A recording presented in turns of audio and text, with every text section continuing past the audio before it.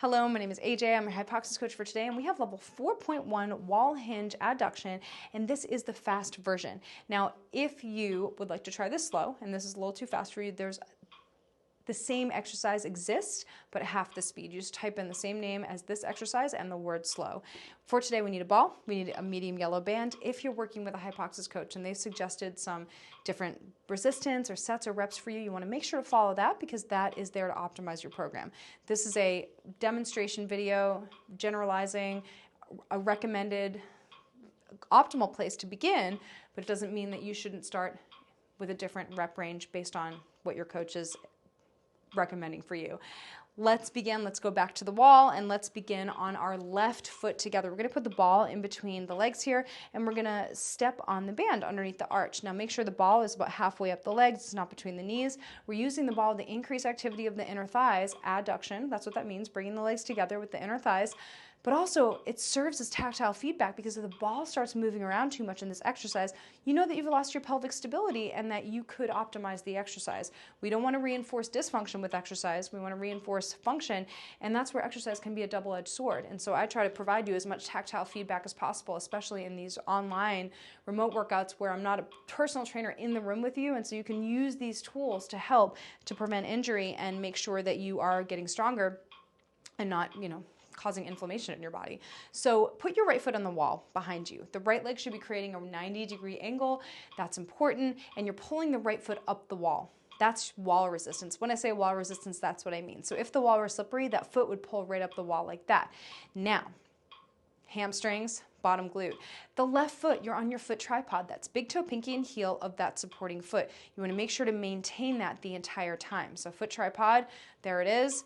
Then I like to wrap the band around once here just because of the length of my legs. You may not need to, and I like to keep my fingers extended just to give you some variety on how you're gripping the band over the course of all of the hypoxics functional sequence. That being said, if you would rather grip, you absolutely can. I just want to provide you with that option just to be versatile in how we're gripping because that can help to reduce overuse injury by changing up how we're gripping our weights and our bands and the size of our grip and things like that. Variety is key. Now we're starting with working our visual system, panoramic view. Find a point on your left, find a point on your right now. That's the point. Those are the points you're going to find every single time you come to the upright position. Now when we hinge, we are staring at our knee. The head is pushing back into our hypoxics head stance the entire time, activating our head posture, but also activating key muscles in our back when we do that. We're looking at our knee, the knee's pointing a laser over the third toe, but I'm also pulling my left hip back toward the wall as hard as I can, which is gonna pull that knee back over the Achilles, over the heel, without letting the right knee drop. So that's where the ball comes in as tactile feedback. So you're gonna pull that left hip back as hard as you can as you double pulse the arms, and then you come up. Now this is the fast version, so it looks like this. Pulse, pulse up, blow, hiss, soft shish, loud shish, just like that. Ouchie glute. Now, I think we covered everything. Panorama, knee, falling back in the heel, hinge, foot tripod on the way up, and wall resistance with that right foot the entire time. I know it's a lot to think about if this is your first time. I want you to think about staying connected to the breath and staying connected to your ab ribbon and not moving in your low back. So finding your hip hinge with this one. Of course, you can always go back to the slow version if you want to practice that. Otherwise, you're going to add those other layers to optimize the exercise as you become more skilled at this particular exercise. Let's take a practice round. We have 4 breath cycles. Always pause on that engaged inhale and loosen our ab ribbon on the engaged exhale. Let's take it from our zip up, posture prep, inhale.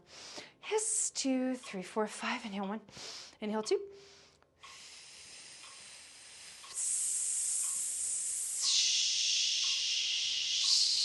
Loosen the ribbon, inhale, panorama, pull up the wall.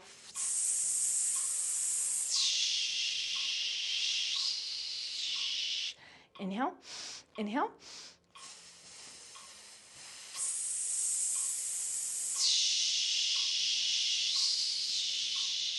Inhale, inhale.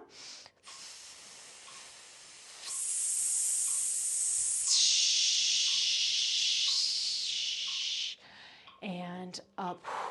I know, glutes, triceps, such a great compound exercise.